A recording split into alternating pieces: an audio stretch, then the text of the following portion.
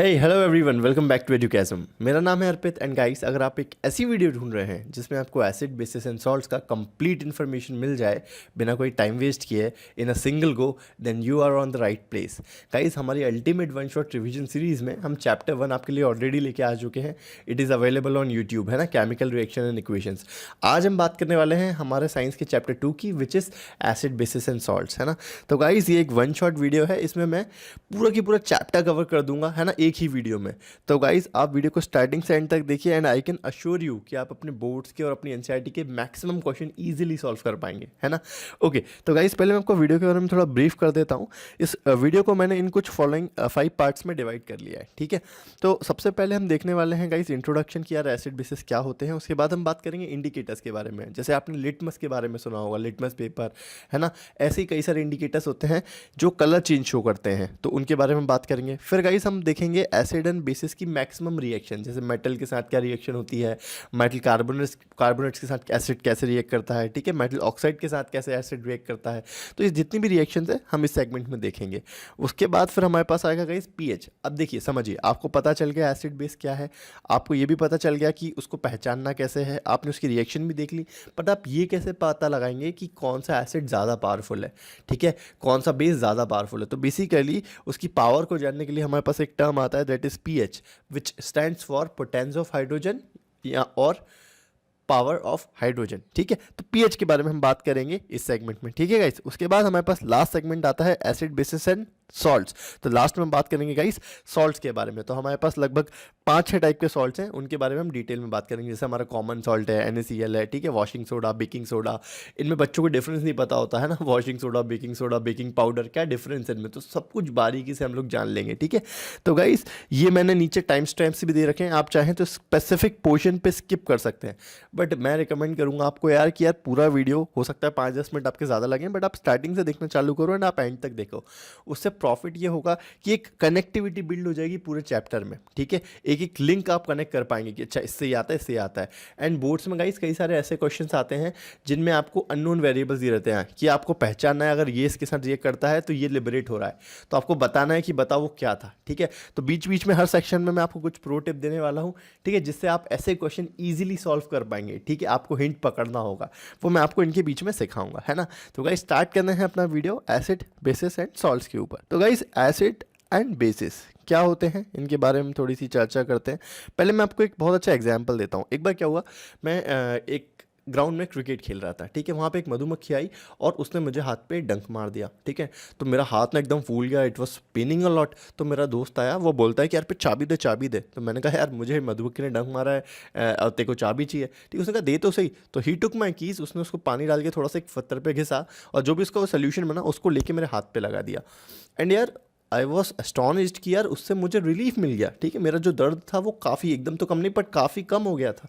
तो मैं सोच रहा था ये कैसे पॉसिबल हुआ, ठीक है, ये हुआ कैसे। तो गाइस, क्या होता है, आप लोग जानते हैं जो मधुमक्खी रहती है, जब वो डंक मारती है तो थोड़ा सा एसिड रिलीज कर देती है आपकी बॉडी में, जहाँ पे भी उसने काटा होता है, तो वो आपको पेन और इरिटेशन कॉज कर रहा होता है। लेकिन जो चाबी है, चाबी का जो उसने घिस के सोल्यूशन बनाया वो थोड़ा सा बेसिक होता है। तो एसिड के ऊपर मैं जब बेस लगाता हूँ तो वो न्यूट्रलाइज हो जाता है। अभी हम रिएक्शंस पढ़ेंगे तो उसमें मैं आपको डिटेल में बताऊंगा, ठीक है। ऐसे ही और हमारे पास कई सारी रिएक्शंस होती हैं जहाँ पे एसिड बेस रिएक्ट कर रहे होते हैं।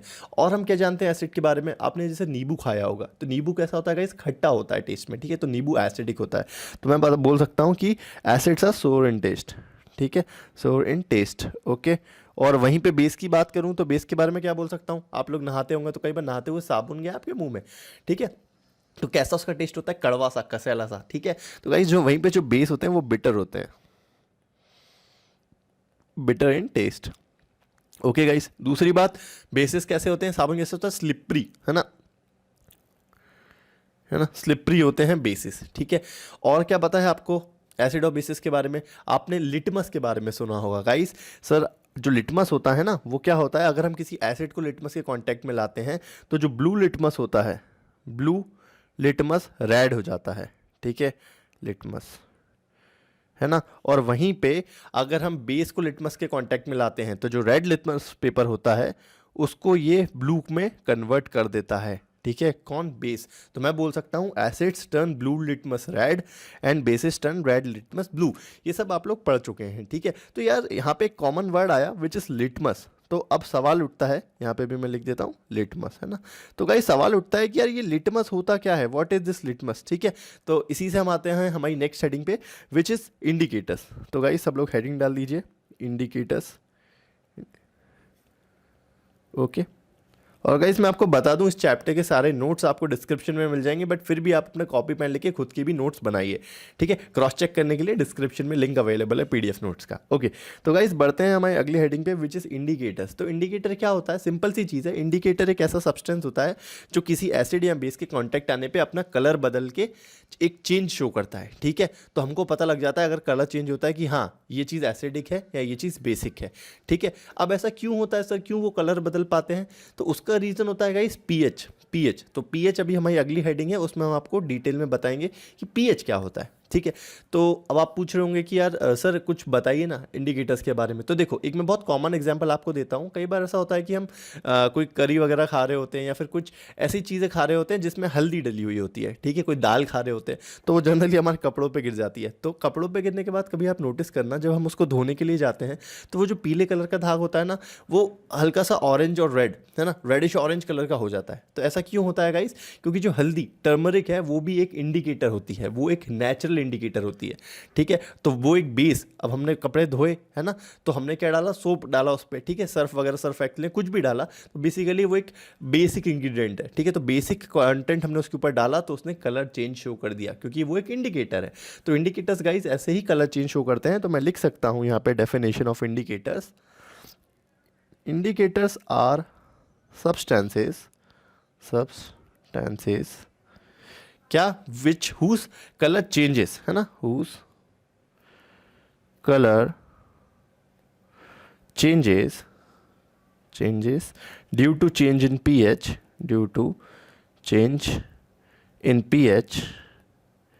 है ना, due to change in pH. और जब उसको किसके साथ मिलाया जाए, एसिड या बेस के साथ, change in pH when mixed with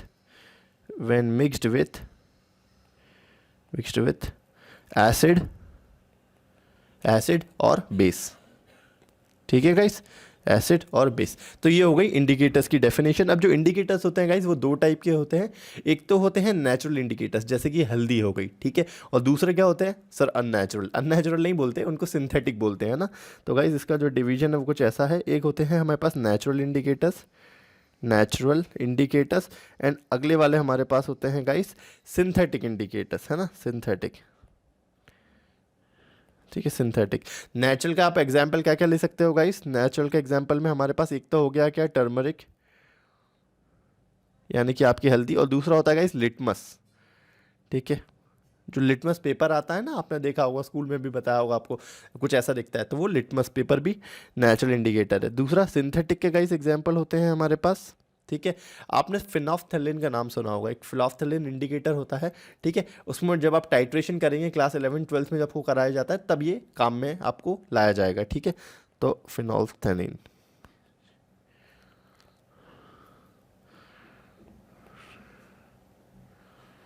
ठीक है। तो फिनोल्फथैलिन इंडिकेटर, और एक और होता है that is known as methyl orange, ठीक है गाइस। तो ये हमने पढ़ा इंडिकेटर्स के बारे में। तो आप लोग सोच रहे होंगे कि सर अच्छा, तो ओवरऑल इंडिकेटर्स हमको कलर चेंज करके ही बता सकते हैं कि एसिड या बेस है। तो गाइस ये बात बिल्कुल सही है, लेकिन इसमें एक और एडिशन है। मान लीजिए अगर कोई बंदा देख नहीं सकता है ना, ही इज़ ब्लाइंड, तो वो पता ही नहीं लगा पाएगा कि एसिड है कि बेस है। तो उनके लिए हमारे पास एक और तरीका होता है, एक तरह के और हमारे पास इंडिकेटर्स होते हैं, उनको बोलते हैं गाइस ऑल फैक्ट्री इंडिकेटर्स, है ना। क्या बोलते हैं, ऑल फैक्ट्री, तो मैं लिख देता हूँ ऑल फैक्ट्री इंडिकेटर्स, है ना। सर ये क्या होते हैं ऑल फैक्ट्री इंडिकेटर्स, तो गाइस ऑल फैक्ट्री जो वर्ड आया है वो आया है ऑल फैक्शन से। किससे आया है, ऑल फैक्शन, ठीक है। ऑल फैक्शन का मतलब होता है गाइस सेंस ऑफ स्मेल, है ना, स्मेल, सेंस ऑफ स्मेल को ऑल फैक्शन बोलते हैं। तो उससे आया ऑल फैक्ट्री इंडिकेटर्स। तो गाइस कुछ इंडिकेटर्स ऐसे होते हैं जो एसिड, उनकी कुछ कैरेक्टरिस्टिक स्मेल होती है, ठीक है। जैसे कि वैनिला एसेंस ले लो आप, ठीक है, लेकिन जैसे ही हम उसमें कोई एसिड डालते हैं या बेस डालते हैं तो उसकी स्मेल ख़त्म हो जाती है या चली जाती है या चेंज हो जाती है। तो हमको पता चल जाता है स्मेल से कि हाँ एसिड या बेस का एडिशन हुआ है। तो ऑल फैक्ट्री इंडिकेटर्स क्या होते हैं, मैं लिख देता हूँ, वो किस में चेंज शो करेंगे, show change in smell, they show change in smell, change in smell. Sir कोई एग्जाम्पल भी दे दो इसका। एग्जाम्पल आप ले सकते हैं गाइस, एग्जाम्पल इसका vanilla essence is the best example, ठीक है, वेनिला एसेंस,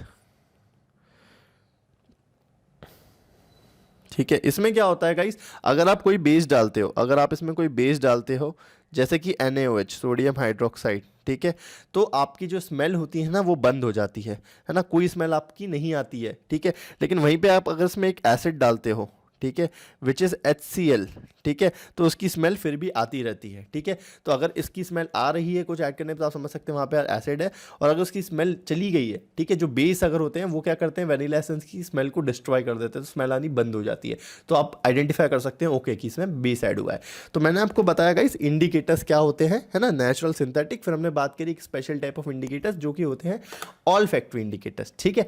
इसके आगे बढ़ते हैं गाइस अब हमारी सेकंड हेडिंग पे, which is reactions of acid and bases. हमारी हेडिंग डालते हैं हम next, that is reactions of acid and bases, ठीक है। हम यहाँ पे बहुत सारी रिएक्शंस है चैप्टर में, उनको समझने वाले हैं और आपको ये भी बताऊंगा कि आप उनको कैसे याद रख सकते हैं इजीली, ठीक है। तो गाइस सबसे पहली और जो सबसे इंपॉर्टेंट रिएक्शन है वो है मेटल की रिएक्शन एक एसिड के साथ। तो यहाँ पे हम मैं आपको एक एक्सपेरिमेंट बताता हूँ, ठीक है। आप क्या कीजिए, एक टेस्ट ट्यूब लीजिए, टेस्ट ट्यूब में आप थोड़ा सा हाइड्रोक्लोरिक एसिड भर लीजिए, है ना। आपने क्या डाला, HCl उसमें डाल दिया।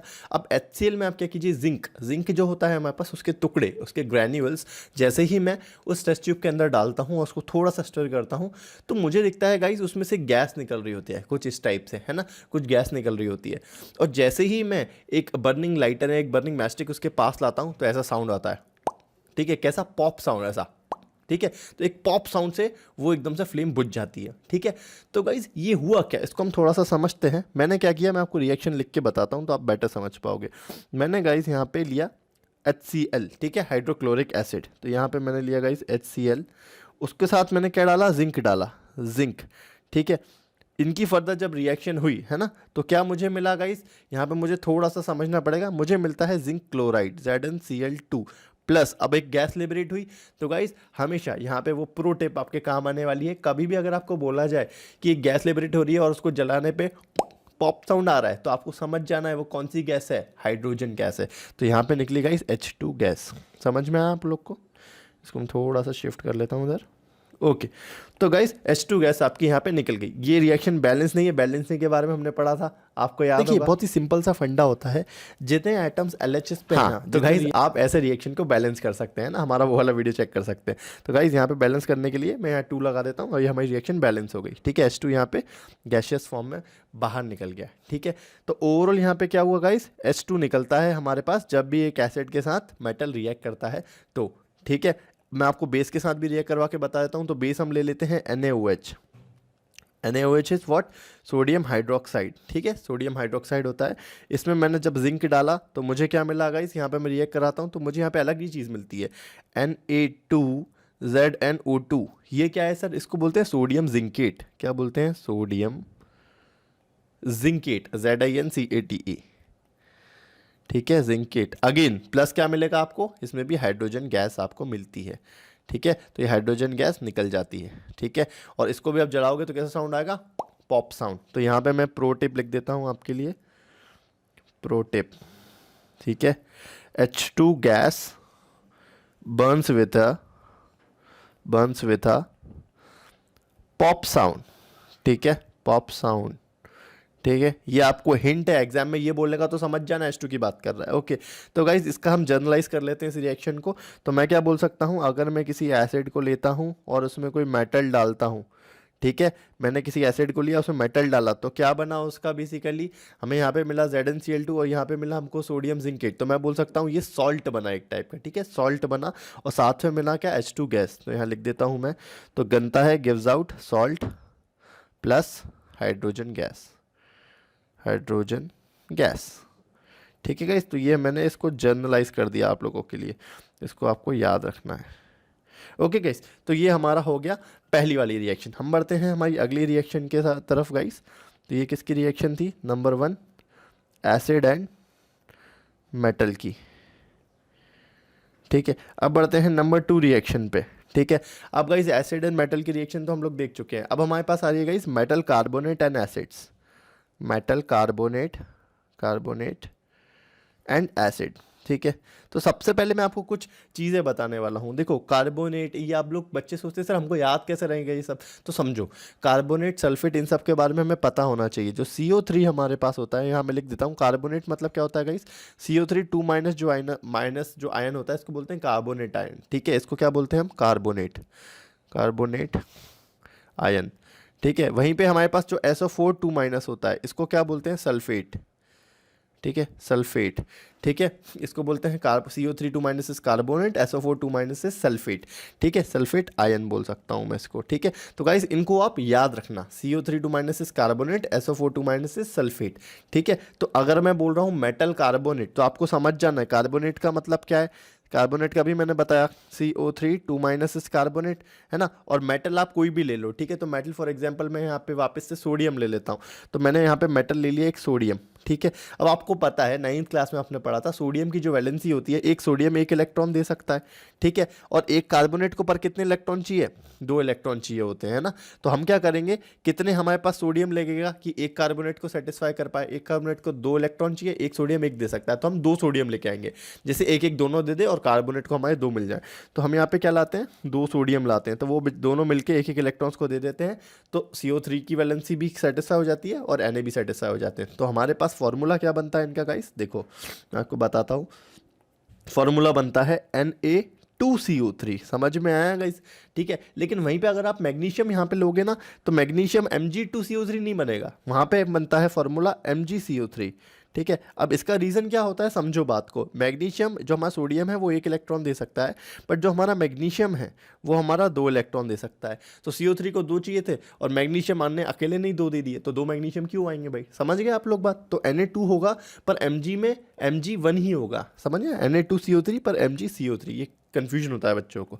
ओके, तो मैं इसको हटा देता हूँ और अपनी रिएक्शन के बारे में हम बात करते हैं। तो मेटल कार्बोनेट क्या होते हैं आप समझ चुके हैं। ओके, तो हम एक रिएक्शन देखते हैं। हमने मान लीजिए सोडियम के साथ हमने सोडियम कार्बोनेट ही ले लिया। ठीक है, तो वापस से ले लेते हैं सोडियम कार्बोनेट। अब दैट इज Na2CO3, सबको समझ में आ गया ना, Na2CO3। इसमें हमने वापस से क्या डाला, एसिड के साथ करा रहे हैं तो HCl हमने वापस से डाल दिया। तो गाइस जब भी मेटल कार्बोनेट एसिड के साथ रिएक्ट करता है तो याद रखिएगा हमको तो मिलता है एक सॉल्ट। सॉल्ट क्या मिल सकता है, अब आप ध्यान से देखो, सोडियम है और क्लोराइड है तो हमेशा कॉमन सॉल्ट निकलेगा यहाँ से NaCl, तो ये बना NaCl। ठीक है, अगली चीज़ हमारे पास क्या निकलती है गाइस, समझो बात को। NaCl आपने निकाल दिया, अब यहाँ पे आपको CO3 दिख रहा है और H दिख रहा है। तो आपको फर्स्ट चैप्टर में मैंने बताया था जब भी CO3 ऑलमोस्ट रहता है ना तो मैक्सिमम टाइम जो गैस निकलती है विच इज CO2। ठीक है, CO3 कभी भी है तो मैक्सिमम टाइम जो गैस लिबरेट होगी वो CO2 होगी। तो यहाँ से आपको हिंट मिल गया, अच्छा हाँ CO2 निकल सकती है, तो आपने निकाला CO2 प्लस लास्ट में क्या बचा, देखो ये आपका NaCl चले गया। ठीक है, आपका ऑलमोस्ट और CO3 था तो CO2 चले गया, एक ऑक्सीजन बचा एक हाइड्रोजन बच रहा है। ठीक है, तो बेसिकली ये बैलेंस भी नहीं है, तो O और S से रिलेटेड कुछ क्या निकल सकता है, H2O निकल सकता है ना, पानी। तो लास्ट में निकल जाता है गाइस पानी। ठीक है, सर ये कैसे याद होगा गाइस, ये चीज़ ना आपको कर करके समझ में आ जाएगी कि अच्छा इसके साथ ये निकलता है। ठीक है, आप ये जो मैं आपको हिंट दे रहा हूँ ना, ये बच रहा है ये बच रहा है, इससे आप लॉजिकली एक अपने दिमाग में मैप फॉर्म कर सकते हो। ठीक है, ऐसे ही आप इनको कर पाओगे, ये इनको याद करने का बेस्ट तरीका है। ऐसी कोई आड़ी टेढ़ी ट्रिक मत करो, लॉजिकली समझो, आपको 11th-12th में भी काम आएगी। ठीक है, ओके, तो NaCl CO2 और H2O। तो मैं क्या बोल सकता हूँ गाइस, इसको मैं थोड़ा जर्नलाइज कर देता हूँ, उसको बैलेंस भी कर देता हूँ। यहाँ पे हमारे पास 2 लग जाएगा और ये सब बैलेंस है, और HCl में भी हमारे पास 2 लग जाएगा। तो ये हमारे पास बैलेंस रिएक्शन हो गई। H2O किस फॉर्म में निकलेगा, लिक्विड फॉर्म में निकलेगा गाइस, तो यहाँ पे मैं L लिख देता हूँ, ये गैशियस फॉर्म में निकला तो G। NaCl क्या है, एक्वस फॉर्म में निकलेगा। सर ये एक्वस क्या होता है, याद रखिएगा इस, बेसिकली एक्वस सोल्यूशन हम उसको कहते हैं जहाँ पे हमने वाटर को एज अ सॉल्वेंट यूज़ किया है।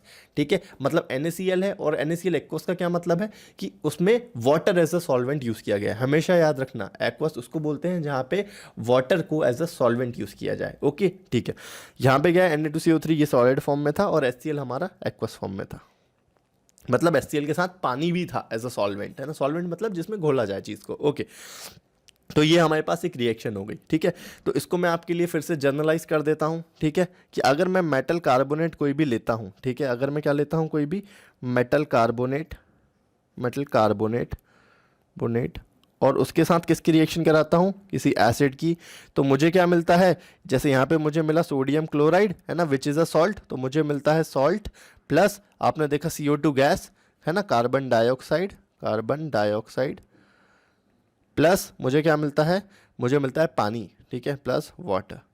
ठीक है गाइस, तो ये मैंने आपके लिए इसको जर्नलाइज कर दिया है। ठीक है, एक रिएक्शन और हमारे पास यहाँ पे आती है मेटल कार्बोनेट के बाद, which is metal hydrogen carbonate, ठीक है, या फिर मेटल बाई कार्बोनेट की, तो वो भी मैं आपको यहाँ पे बता देता हूँ गाइस। तो देखते जाओ आप लोग, इसको हम डब्बे में बंद कर देते हैं। ओके, अगली रिएक्शन है guys third reaction, which is metal by carbonates, metal by carbonates, carbonate और एसिड के बीच में। ठीक है, और मेटल बाइकार्बोनेट को गाइस मेटल हाइड्रोजन कार्बोनेट भी बोला जाता है, मेटल हाइड्रोजन कार्बोनेट्स। सही है क्या, समझ में ही नहीं आ रहा है, बताता हूँ। ठीक है, तो मेटल बाइकार्बोनेट और एसिड, तो गाइस समझते हैं हम लोग। देखो अभी मैंने आपको क्या बताया था कि मेटल कार्बोनेट क्या होता है, तो मैंने बताया एक मेटल पकड़ लो, आपने पकड़ लिया सोडियम, ठीक है, फिर मैंने बोला कार्बोनेट क्या होता है, तो मैंने भी बताया CO3 2 माइनस कार्बोनेट, तो CO3 ले लिया। मेटल बाइकार्बोनेट में अंतर से बस इतना सा होता है, इसमें भी कार्बोनेट तो आएगा, तो जैसे ही मैं बात करता हूँ कार्बोनेट की, तो आपको समझ जाना है कि I am talking about CO3 2 minus या फिर CO3, ठीक है, कार्बोनेट की मैं बात कर रहा हूँ, है ना। और यहाँ पे एक मेटल तो आएगा ही, तो मेटल अपन ने मान लो फिर से Na ले लिया, ठीक है, अपना प्यारा मेटल Na, ठीक है। तो बीच में ये बाय क्या है, तो बेसिकली गाइस ये जो बाय है ना, ये बेसिकली हाइड्रोजन को रिप्रेजेंट करता है। तो यहाँ पे आप बस Na2 थे पहले, अब हमारे पास Na1 हो जाएगा और उसकी एक Na की जगह एक हाइड्रोजन आ जाएगा। तो आपको समझ में आया मेटल बाइकार्बोनेट क्या हो गया। ठीक है, तो गाइस एक मेटल बाइकार्बोनेट का हमारे पास एग्जाम्पल हो गया NaHCO3, ठीक है, मैं यहाँ पे ब्लू पेन ले लेता हूँ, NaHCO3। गाइज ये हमारे क्या पास क्या बन के आ गया, NaCO3 सोडियम बाइकार्बोनेट, इसको हम बोलते हैं, मैं लिख देता हूँ सोडियम बाइकार्बोनेट, बाइकार्बोनेट। ठीक है, आप समझ गए ना वो वैलेंसी वाला गेम, CO3 को कितने चाहिए होते हैं, 2 इलेक्ट्रॉन चाहिए होते हैं। तो एक इस बार पहले क्या कर रहे थे, सोडियम बाइकार्बोनेट में दोनों सोडियम एक एक इलेक्ट्रॉन दे रहे थे, यहाँ 2 है ना, लेकिन इस बार क्या हो गया, एक सोडियम 1 इलेक्ट्रॉन दे रहा है और एक हाइड्रोजन 1 इलेक्ट्रॉन दे रहा है, बस ये अंतर है। CO3 को तो भैया 2 इलेक्ट्रॉन अपने मिल रहे हैं, कोई भी दे उसको मतलब नहीं। ठीक है, तो ये हो गया सोडियम बाइकार्बोनेट। इसकी रिएक्शन किससे करानी है हमको, एसिड के साथ। तो इसमें मैं वापस से HCl डाल देता हूँ एक्वस फॉर्म में, है ना। तो हमको क्या मिलेगा गाइस, यहाँ पे भी जो प्रोडक्ट मिलते हैं सेम ही होते हैं, यहाँ पे भी गाइस हमको NaCl मिलता है एक्वस, ठीक है, प्लस हमारे को CO2 गैस मिलती है ना, प्लस हमारे को H2O पानी मिलता है लिक्विड फॉर्म में। ठीक है, तो ये हमारे पास क्या हो गई, रिएक्शन हो गई। इसको हम देख लेते हैं बैलेंस है कि नहीं। हाँ, याद रखिए आपको जब भी आप लोग रिएक्शंस लिखें तो आपको बैलेंस फॉर्म में लिखना है। तो है ना, यहाँ पे मैं कंपेयर कर लेता हूँ, एक Na, ठीक है, यहाँ पे Cl भी बैलेंस है, CO3 का 2 निकल गया, H यहाँ पे ये हो गया, ठीक है गाइज, ओके, यहाँ पे 2 हाइड्रोजन मिल गया, H2O, तो ये रिएक्शन बैलेंस्ड है। ठीक है, और आप लोग हमारी वो वाली मेथड से जो चैप्टर 1 में सीखी थी उससे भी इसको बैलेंस कर सकते हो। ठीक है, तो चलो आगे बढ़ते हैं गाइस, ये हमें समझ में आ गया। इसका भी हम जर्नलाइज रिजल्ट लिख लेते हैं। क्या जर्नलाइज रिजल्ट है गाइस, हम अगर किसी मेटल बाइकार्बोनेट को, मेटल बाइकार्बोनेट, कार्बोनेट, या फिर इसको आप बोल सकते हो मेटल हाइड्रोजन कार्बोनेट, है ना, मेटल हाइड्रोजन कार्बोनेट, कार्बोनेट को रिएक्ट करवा देते हैं किसके, एक एसिड के साथ, तो हमको क्या मिलता है, हमको मिलता है वही एक NaCl is what, NaCl is sodium chloride which is a salt. ठीक है, तो हमको मिलता है एक सॉल्ट प्लस CO2 गैस, है ना, CO2 गैस प्लस वाटर। ठीक है गाइस, ओके, CO2 गैस को आप कार्बन डाइऑक्साइड भी लिख सकते हो, एक ही बात है। ओके, तो ये इसको मैं डब्बे में बंद कर देता हूँ। तो गाइस ये फाइनली मेरे पास एक रिएक्शन और मिल गई मुझे। ठीक है, तो हमने 3 रिएक्शन देख ली हैं। किस किस की रिएक्शन देख ली गाइस, एसिड की मेटल के साथ, मेटल कार्बोनेट की एसिड के साथ, और मेटल बाइकार्बोनेट की एसिड के साथ, है ना गाइस। तो हमको ये अच्छे से समझ में आ गया। अब जो हमारे पास अगली रिएक्शन आ रही है वो हम देखते हैं मेटल ऑक्साइड्स की। ओके, तो गाइस अगली रिएक्शन हमारे पास है, कौन सा नंबर है, चौथा नंबर। ओके, तो हम देखने वाले हैं guys reaction of metal oxide, metal oxide with acid, है ना, metal oxide with acid. Okay, तो देखो यहाँ पे फिर से वही सवाल कि सर मेटल ऑक्साइड होते क्या है, तो सिंपल सी बात है, ऑक्साइड मतलब ऑक्सीजन, है ना, ऑक्साइड मतलब ऑक्सीजन, और मेटल मतलब आपको पता ही है मेटल। तो बहुत सारे मैं एग्जांपल बता सकता हूँ, यहाँ पे कोई मेटल पकड़ लेते हैं, ऑक्साइड मतलब ऑक्सीजन है, तो यहाँ पे मैंने ले लिया O। अब यहाँ पे आप ध्यान रखना, एक और लॉजिक, एक और प्रो टिप देता हूँ, ऑक्सीजन की जो वैलेंसी होती है वो कितनी होती है, O2 माइनस होता है ना, या फिर आप उसको O-2 भी लिख सकते हो। ठीक है, मतलब ये क्या करता है, 2 इलेक्ट्रॉन्स लेता है। ठीक है, तो इसको 2 इलेक्ट्रॉन देने वाला व्यक्ति भी चाहिए, तो 2 इलेक्ट्रॉन कौन दे सकता है, हमने देखा सोडियम तो 1 देता है, ठीक है, और मैग्नीशियम 2 देता है, तो हम यहाँ पे मैग्नीशियम ले लेते हैं, ठीक है। सोडियम भी ले सकते थे पर 2 सोडियम लेने पड़ते। तो यहाँ पे एक मैंने मेटल चुना Mg, ठीक है, तो इसने एक ही Mg 2 इलेक्ट्रॉन ले सकता है और ये दोनों इलेक्ट्रॉन ले लेगा, ठीक है। तो हमारे पास क्या बन जाएगा बॉन्ड, फाइनली हमारे पास मिल जाएगा MgO। तो MgO क्या होता है गाइस, MgO क्या होता है, मैग्नीशियम ऑक्साइड। ये क्या है, मैग्नीशियम ऑक्साइड, है ना। चैप्टर 1 में हमने इसकी रिएक्शन भी देखी थी, ठीक है, कि कैसे ये बनता है, हमने है ना ऑक्सीजन की प्रेजेंस में इसको जला दिया था, ठीक है। ओके, तो इसकी एक रिएक्शन बताता हूँ मैं आपको गाइस। आपने लिया magnesium oxide which is MgO, ठीक है, इसके साथ आपने रिएक्ट करा दिया एक एसिड को, ठीक है। तो अब आपके पास क्या बनेगा, देखो आपको यहाँ पे हिंट लगाना है। मैक्सिमम टाइम्स हमारे पास क्या बन रहा है, salt water, carbon dioxide, hydrogen gas. तो देखो यहाँ पे Mg और Cl है, तो ये दोनों मिलके क्या बना सकते हैं, जैसे NaCl सॉल्ट होता है ऐसे MgCl भी एक टाइप का सॉल्ट होता है, लेकिन यहाँ पे MgCl नहीं बनेगा। क्यों, क्योंकि समझना आप बात को, एक Cl की वैलेंसी क्या होती है, मैं यहाँ लिख देता हूँ, Cl की वैलेंसी होती है गाइस -1, ठीक है। मतलब एक Cl 1 इलेक्ट्रॉन लेता है, लेकिन एक मैग्नीशियम कितने इलेक्ट्रॉन देता है, 2। तो एक Cl दोनों तो ले नहीं पाएगा, तो Mg को 2 Cl लगेंगे। तो गाइस हमारे पास क्या बनता है, MgCl2 बनता है, क्योंकि एक Mg 2 देता है पर एक Cl 1 ही लेता है, तो 2 Cl मिलके Mg से दोनों इलेक्ट्रॉन लेंगे। तो ये हो गया MgCl2 प्लस, अब हमारे पास क्या बच रहा है यहाँ पे, देखो ध्यान से, MgCl तो निपट गया, बैलेंस हम बाद में कर देंगे। अब O और H, तो मैंने बताया जब भी O और H बचता है तो क्या निकाल देना है, मैक्सिमम टाइम्स, है ना, मैक्सिमम टाइम्स पानी निकाल देना है। तो ये हो गया H2O, ठीक है। ओके, अब इसको बैलेंस कर लेते हैं गाइस। हमारी रिएक्शन बैलेंस नहीं है तो सिंपल सी बात है, यहाँ पे हम 2 लगा देते हैं। तो उससे क्या होगा, देखो मैग्नीशियम तो एक ही है, क्लोरीन 2 थे तो ये बैलेंस हो गए, हाइड्रोजन 2 थे तो ये 2 हाइड्रोजन आ गए और एक ऑक्सीजन, तो ये रिएक्शन हमारे पास बैलेंस हो गई, ठीक है।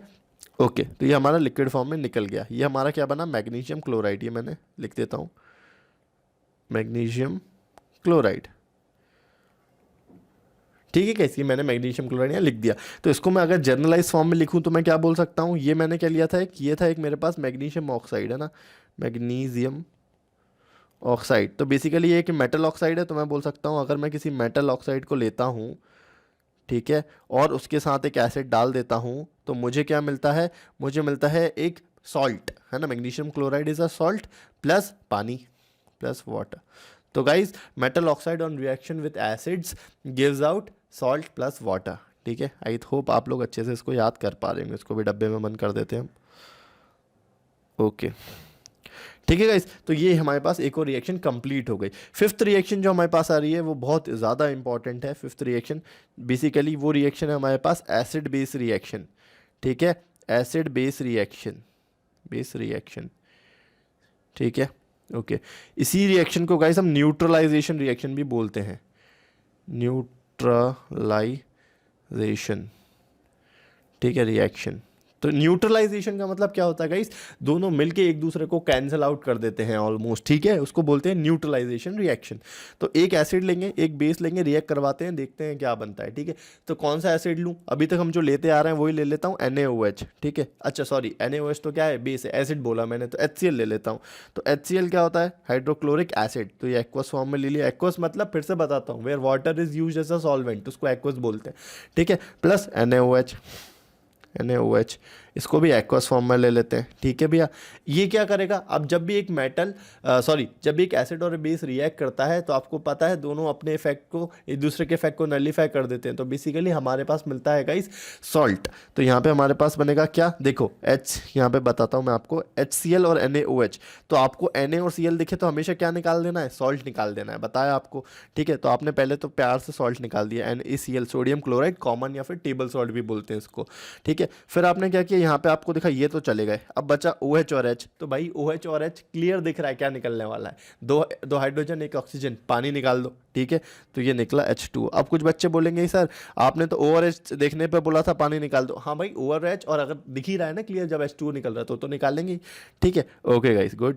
यहाँ पे निकाल देता हूँ मैं H2O, है ना, लिक्विड फॉर्म में। ये क्या हो गया, हमारे पास एक्वस फॉर्म में सॉल्ट निकल गया। क्या सबको ये चीज़ रिएक्शन समझ में आई गाइस? तो एक मैं हाइड्रोक्लोरिक एसिड की रिएक्शन जब सोडियम हाइड्रोक्साइड के साथ कराता हूँ तो मुझे सॉल्ट और वाटर मिलता है। तो उसको मैं जर्नलाइज कर देता हूँ आप लोगों के लिए गाइस, है ना। ओके, तो मैंने क्या लिया, जब मैं एक एसिड को रिएक्ट कराऊंगा एक बेस के साथ, ठीक है, तो मुझे क्या मिलेगा, मुझे मिलेगा सोडियम क्लोराइड जैसा एक सॉल्ट मिलेगा, है ना। और कुछ भी मिल सकता है पर सॉल्ट मिलेगा, प्लस मुझे मिलेगा वाटर। तो मैंने लिख दिया यहाँ पे वाटर, ओके। इसको मैं डब्बे में बंद कर देता हूँ, ओके गाइस। तो ये हमारे पास फाइनली हो गई हमारी रिएक्शन कंप्लीट। ठीक है, तो ये 5 रिएक्शन हमने देख ली, ये बहुत इंपॉर्टेंट रिएक्शंस है, आपको ये सारी आनी चाहिए समझ में। ठीक है, वैसे तो आपको याद ही हो गई होंगी ऑलमोस्ट। ठीक है, अच्छा मैं आपको एक बात बता दूं, अगर आपको ये वीडियोस पसंद आ रहे हो तो यार वीडियो को लाइक क्यों नहीं कर देते? वीडियो को लाइक करो और चैनल में जो नीचे लाल कलर का सब्सक्राइब बटन दिख रहा है ना वो लिटमस पेपर नहीं, उसको दबाना है अपन को। ठीक है, उसको दबा दो, चैनल को सब्सक्राइब करो, ऐसे कई सारे क्वालिटी वीडियोस आपके लिए मैं लाने वाला हूँ। ठीक है, and you will not miss any of that content अगर आप वहाँ पे जो बेल है उस पर ऑल कर देते हो, तो जिससे आपको नोटिफिकेशन तुरंत पता लग जाएगा कि हाँ वीडियो आ गया एडुकेशन पे। ठीक है, तो उसको ऑल कर देना नोटिफिकेशन बेल को। चलो आगे बढ़ते हैं। ठीक है, तो एसिड एंड बेस रिएक्शन हमने देख ली गाइस। अब जो अगली चीज़ हमारे पास आ रही है वो हम देखने वाले हैं कि यार एसिड और बेसिस पानी में कैसे रिएक्ट करते हैं। ठीक है, पानी में उनका क्या नेचर होता है। ठीक है, अलग अलग बात कर रहा हूँ मैं। ठीक है, तो बेसिकली हम यहाँ पे डाल देते हैं क्या, अगली हेडिंग 6 एक शॉर्ट पॉइंट है which is acid and bases in water. ठीक है, साथ में नहीं डाला है गाइस, है ना, साथ में नहीं डाल रहा हूँ, अलग अलग डाल रहा हूँ। ठीक है ना, acid and bases in water अलग अलग बात कर रहा हूँ। ठीक है, तो गाइस क्या होता है, जब से मैं आपको एक चीज़ बताता आ रहा हूँ एक्वस एक्वस एक्वस एक्वस, तो ये एक्वस क्या होता है मैं इसको आपको थोड़ा एक एग्जाम्पल से देख के समझाता हूँ। आप एक एक्टिविटी बताता हूँ, आप एक इस टाइप का बीकर लो। ठीक है, उस बीकर में आप लोग क्या करो, ग्लूकोज डाल दो। ठीक है, ग्लूकोज डाल दो और उससे एक ऐसा सर्किट तार वार लगा के एक से बल्ब लगा दो। ठीक है, और उसमें बैटरी भी लगा दो। अब जैसे आप स्विच चालू करोगे ना तो आपका बल्ब नहीं जलेगा। ठीक है, आप ग्लूकोज हटा के उसमें अल्कोहल डाल दो। ठीक है, अल्कोहल डाल दो तो भी अब आपका जो बल्ब है वो ग्लो नहीं करेगा। ठीक है, लेकिन अगर आप क्या करते हो, अगर आप उसमें एक एसिड डाल देते हो, अगर आप उसमें एक एसिड डाल देते हो गाइस, है ना, पानी के साथ बात कर रहा हूँ, पानी है ऑलरेडी, उसमें पहले ग्लूकोज और अल्कोहल डाला, आपका बल्ब नहीं जला। अब आपने क्या करा गाइस, उसमें एसिड डाल दिया, तो यार आपको दिखता है कि आपका बल्ब जलने लगता है।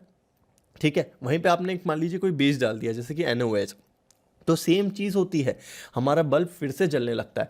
तो गाइज हमारा बल्ब जल रहा है, मतलब अब देखो इलेक्ट्रिसिटी क्या होती है, बल्ब क्यों जलता है, due to flow of electron, ये आप सब लोग जानते हो, है ना, इलेक्ट्रॉन फ्लो होते हैं इसलिए करंट जो होता है वो बहता है तारों में। ठीक है, तो यहाँ पे करंट जो बह रहा है, जो इलेक्ट्रॉन बह रहे हैं, तो डेफिनेटली कोई चार्ज होंगे, है ना, पानी के अंदर, क्योंकि हमारे ये तो तार है, बीच में हमारे पास क्या था, सोल्यूशन था, तो उसमें कोई इलेक्ट्रिसिटी जो कंडक्ट कर रहे हैं उसके कुछ आयंस होने चाहिए जो हमारी चार्ज को लेके जा रहे हैं। ठीक है गाइस, तो वो चार्ज क्या होते हैं, वो एसिड और बेसिस की वजह से आते हैं, तो उनको हम ध्यान से देखते हैं। यहाँ पे देखो मैं आपको बताता हूँ। ठीक है, कोई भी अगर एसिड में ले लेता हूँ, कोई भी अगर एसिड लेता हूँ, फॉर एग्जाम्पल मैं HCl ले लेता हूँ। ठीक है, मैंने यहाँ पे HCl लिया, एसिड की बात कर रहे हैं हम अभी। ठीक है, तो जैसे ही मैं इसको पानी में डालता हूँ, जैसे ही मैं इसको क्या करता हूँ, पानी में डालता हूँ, तो ये क्या हो जाता है, टूट जाता है इंटू H प्लस एक्वस। ठीक है, प्लस Cl माइनस एक्वस, ये चीज़ आपको समझ में आएगा इस। ठीक है, ये इसमें ब्रेक हो जाता है। ठीक है, इसलिए, और यही वो आयंस होते हैं गाइस H प्लस और Cl माइनस जो हमारी इलेक्ट्रिसिटी को कंडक्ट कर रहे होते हैं। समझ में आप लोगों को? ठीक है, अब ये जो H प्लस होता है ना गाइस, ये जो हमारे पास प्रोटॉन निकला, ये अकेला एग्जिस्ट नहीं कर सकता कभी भी। ठीक है, तो ये क्या करता है, वाटर मॉलिक्यूल के साथ एग्जिस्ट करता है। तो इसकी अगर मैं आपको रिएक्शन बताऊँ तो ये कुछ ऐसी होती है, H प्लस जो रहता है ये रिएक्ट करता है हमारे साथ, हमारे किसके साथ, हमारे H2O के साथ, और बना लेता है क्या, H2O। ऑलरेडी सारा इसका ऑक्टेट ऑक्टेट सब कंप्लीट है बेसिकली। ठीक है, तो हमारे पास बनता है H3O पर प्लस। ठीक है, H3O प्लस। ठीक है, इसको हम बोलते हैं क्या गाइस, इसको बोलते हैं हाइड्रोनियम आयन, हाइड्रोनियम आयन। ठीक है, इसको बोलते हैं हम हाइड्रोनियम आयन। गाइस सब लोग को समझ में आ गया? तो जो H प्लस होगा वो कभी भी हम डायरेक्ट नहीं रखेंगे, उसको हमेशा हम यहाँ तो दो ऑप्शन में रख सकते हैं, या तो H प्लस एक्वस रखेंगे या फिर H3O प्लस रखेंगे। अब आप बोलोगे सर H3O प्लस में एक्वस नहीं लगाओगे आप? नहीं, क्योंकि गाइस H प्लस एक्वस का मतलब ही ये होता है कि आपने उसको पानी के सराउंडिंग में रख रखा है। ठीक है, मतलब आप H प्लस एक्वस बोल रहे हो तो इनडायरेक्टली आप H3O प्लस की ही बात कर रहे हो, तो या तो आप H3O प्लस लिख दो या H प्लस एक्वस लिख दो। हाँ, अगर आपने यहाँ पे एक्वस नहीं लगाया तो ज़रूर ये गलत हो जाएगा। ठीक है, क्योंकि H प्लस अकेला एग्जिस्ट नहीं करता है, H प्लस एक्वस फॉर्म में एग्जिस्ट करेगा। सबको समझ में आ गया? हाइड्रोनियम आयन के फॉर्म में। सेम मैं बेस के साथ भी करके बता देता हूँ आपको। तो ये मैंने बेस लिया, है ना, अब बेस का कोई एग्जाम्पल आप लोग मुझे दो। ठीक है, बेस का एग्जाम्पल क्या हो सकता है, हाँ सोडियम हाइड्रोक्साइड, जब से लेते हुए आ रहे हैं याद ही हो गया होगा। तो NaOH में लेता हूँ और इसको मैं पानी में, इसका हाइड्रोलिसिस, इस रिएक्शन को बोलते हैं गाइस हाइड्रोलिसिस रिएक्शन। हाइड्रोलिसिस मतलब पानी के साथ में करा रहा हूँ। ठीक है, तो यहाँ पे बनता है Na प्लस एक्वस। ठीक है, क्या बना मेरे पास Na plus aqueous plus OH minus aqueous. अब आप लोग बोलोगे कि सर यहाँ पे H प्लस नहीं बनता गाइस, नहीं, जो बेसिस जो एसिड्स होते हैं वो हमें प्रोटॉन H प्लस देते हैं, और जो बेसिस होते हैं ना वो हमें हाइड्रोक्साइड आयन OH माइनस देते हैं। ठीक है, क्या देते हैं हमें, hydroxide ion which is OH minus. ये आपको अच्छे से समझ में आ गया होगा। ठीक है, यहाँ लिख देता हूँ मैं हाइड्रोक्साइड आयन। ठीक है गाइस, सबको क्लियर है, बेस ने एसिड ने हमको क्या दिया और बेस ने हमको क्या दिया, तो बेसिस हमारे ऐसे टूट जाते हैं। ये भी मैं किस फॉर्म में लिखूंगा, एक्वस फॉर्म में लिखूंगा गाइस। ठीक है, तो यही आयंस होते हैं जिनकी वजह से हमारा बल्ब जल पा रहा था और हमारी इलेक्ट्रिसिटी कंडक्ट हो पा रही थी। ग्लूकोज और अल्कोहल में ऐसा कुछ भी ब्रेकेज या फिर सेपरेशन नहीं होता है गाइस। ठीक है, एक मैं आपको और इंपॉर्टेंट पॉइंट बताता हूँ गाइस, आपने एक बहुत इंपॉर्टेंट वर्ड सुना होगा, एल्कली। ठीक है, तो एल्कली क्या होते हैं, एल्कली। ठीक है, तो गाइस एल्कली आपने सुना होगा कि सर एल्कली भी बेस को ही बोल देते हैं, बिल्कुल सही बात है, एल्कली बेस को बोल देते हैं, बट गाइस एल्कली बस उन बेसिस को बोला जाता है जो कि वाटर में सोल्यूबल होते हैं। समझ में आया, तो bases which are soluble in water are known as alkalis. तो लिख देता हूँ यहाँ पे बेसिस ये भी आपकी एक टाइप से प्रो टिप ही हो गई। ठीक है, समझ जाना। ठीक है, प्रो टिप क्या हो गई, बेसिस सोल्यूबल इन वाटर, है ना, आर नोन एज एल्कली। ठीक है, सब लोग एल्कली नहीं होंगे, ओनली वही बेसिस जो कि वाटर में सोल्यूबल है उनको हम एल्कली कहेंगे। जैसे एक एग्जांपल NaOH, NaOH डिसॉल्व हो जाता है, तो आपको पता है। तो गाइस ये हमारा सेकंड वाला जो पोर्शन था विच वाज रिएक्शंस, है ना, reactions of acid and bases, वो कंप्लीट होता है। अब हम जंप करते हैं गाइस हमारे नेक्स्ट पोर्शन पे विच इज pH। यहाँ पे मैं हेडिंग डाल देता हूँ, नेक्स्ट हेडिंग इज pH। ठीक है, ये जो P होता है ना स्मॉल होता है, ऐसा कैपिटल P कैपिटल H नहीं होता है। ठीक है, एक P स्मॉल H कैपिटल। ठीक है, तो गाइस pH जो होता है, pH का मतलब होता है guys potence of hydrogen, potence of hydrogen. ठीक है, सर ये पोटेंस क्या है बताता हूँ। ठीक है, पोटेंस बेसिकली गाइस एक जर्मन वर्ड है, इसका अगर इंग्लिश में मैं कन्वर्ट करूँ तो उसको मैं पावर ऑफ हाइड्रोजन भी बोल सकता हूँ, है ना, पावर ऑफ हाइड्रोजन। ठीक है, इसको बोलते हैं गाइस पावर ऑफ हाइड्रोजन। तो पीएच आपको समझ में आ गया, पावर या फिर पोटेंस ऑफ हाइड्रोजन। गाइस क्या होता है पीएच, समझो, जैसे मैंने आपको एक एग्जांपल दिया था कि आपने कभी नींबू खाया है, वो कैसा होता है, खट्टा होता है। ठीक है, तो इसका मतलब ये नहीं कि आप हर एसिड को खा खा के देख रहे हो। ठीक है, ऐसा नहीं कि आपने कंसनट्रेटेड HCl लिया और उसको ऐसा चख के देख रहे थे खट्टा है कि नहीं, आपके आप जीभ पर डालोगे गड्ढा हो जाएगा, नीचे से टपक जाएगा एसिड। ठीक है, तो हर एसिड को ऐसे टेस्ट नहीं करना होता है उसको पहचानने के लिए, ज़्यादा खट्टा है कम खट्टा है। तो गाइस हमको एक स्टैंडर्ड चाहिए था जिससे हम जज कर सके कि कौन ज़्यादा एसिडिक है, कौन हाईली एसिडिक है, और कौन माइल्डली एसिडिक है, कौन न्यूट्रल है, कौन हाईली बेसिक है। तो उसको समझने के लिए हमने एक स्केल बनाई जिसको हम बोलते हैं गाइस पीएच स्केल, है ना। कहाँ गई गाइस, ये पीएच स्केल। तो आप ये जो फोटो देख पा रहे हैं ये किसकी है गाइस, एक पीएच स्केल की। मैं आपको समझाता हूँ, ये पीएच स्केल बहुत सिंपल है, इसको दो हिस्सों में डिवाइड कर दिया गया है। एक हमारे पास ये वाला हिस्सा है, मैं यहाँ पे कलर है ना रेड ले लेता हूँ। एक हमारे पास गाइस ये वाला हिस्सा है, ठीक है, ये वाला हिस्सा। तो ये वाला जो हिस्सा है गाइस 7 के पहले वाला, ठीक है, यहाँ पे हमारा बेसिकली एसिडिक रीजन होता है। जो 7 के बाद वाला है, 7 से लेकर 14 वाला, ये हमारा बेसिक रीजन होता है। एक पीएच स्केल में गाइस 14 डिवीजन होते हैं, 1 से लेकर 14 तक। ठीक है, तो गाइस जो हमारे पास है, मैं लिख देता हूँ की पॉइंट्स, है ना, key points related to what, key points related to pH scale. ठीक है गाइस, ओके। तो पहला की पॉइंट गाइस 1 से लेकर 7 तक का जो रीजन होता है, ये कौन सा होता है, ये एसिडिक रीजन होता है, एसिडिक रीजन, है ना। और बेसिकली 1 से लेकर 7 तक का, और जो 7 से लेकर 14 तक का रीजन होता है गाइस, ये होता है बेसिक रीजन। ठीक है, बेसिक रीजन, ये आपको समझना होगा।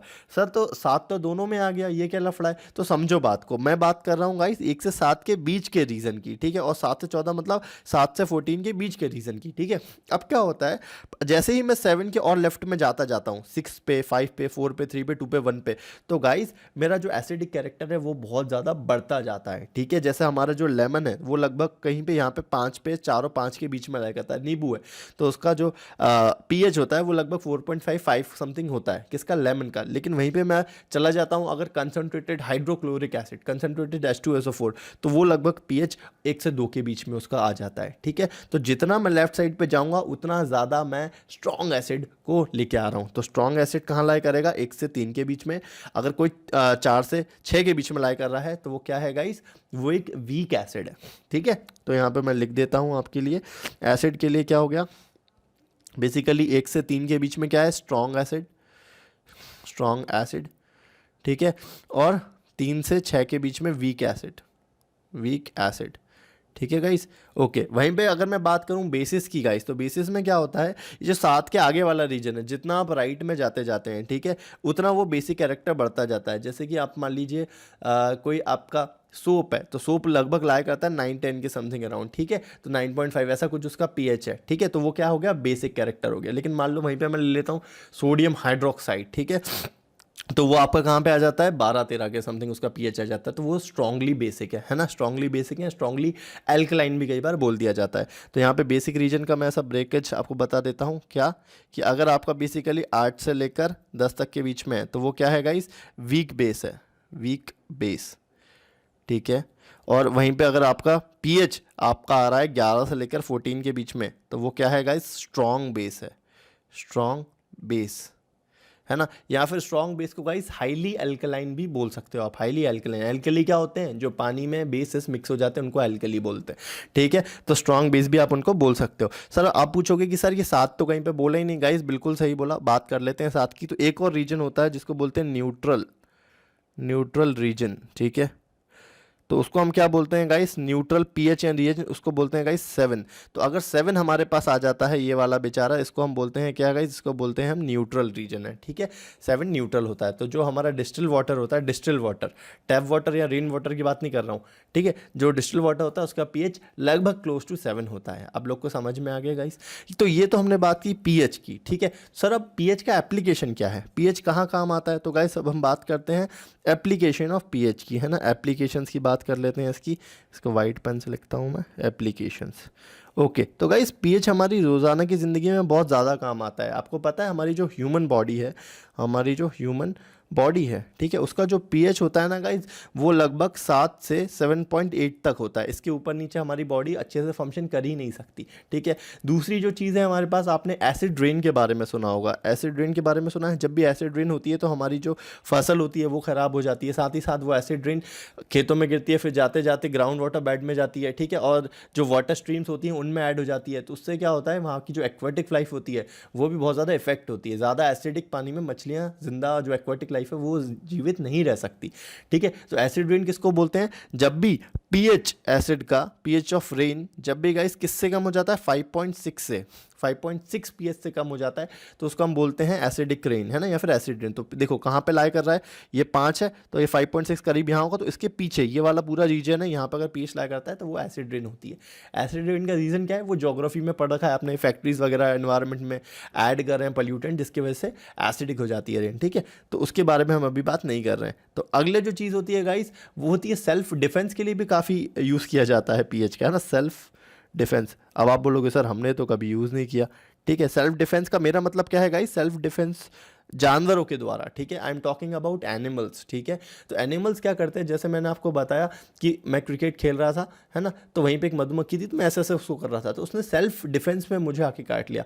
मालूम है, जनरली मधुमक्खी आप ऐसे खड़े हो ना, तो आप देख रहे हो, तो आपसे आपको आके काटती नहीं है, ठीक है। ऐसे कोई भी जानवर आपको आके नहीं काटेगा, उसको जब डर लगेगा आपसे तभी वो आप पे अटैक करेगा, ठीक है। तो ये नेचर का बहुत अच्छी चीज़ है, बट इसका मतलब ये नहीं कि आप शेर के सामने जाके खड़े हो जाओ, ठीक है। तो सेल्फ डिफेंस में उस मधुमक्खी ने मुझे डंक मार दिया था, तो उसने क्या रिलीज़ किया, मेरे अंदर एसिड रिलीज़ किया, और एसिड का पीएच तो कम होता है।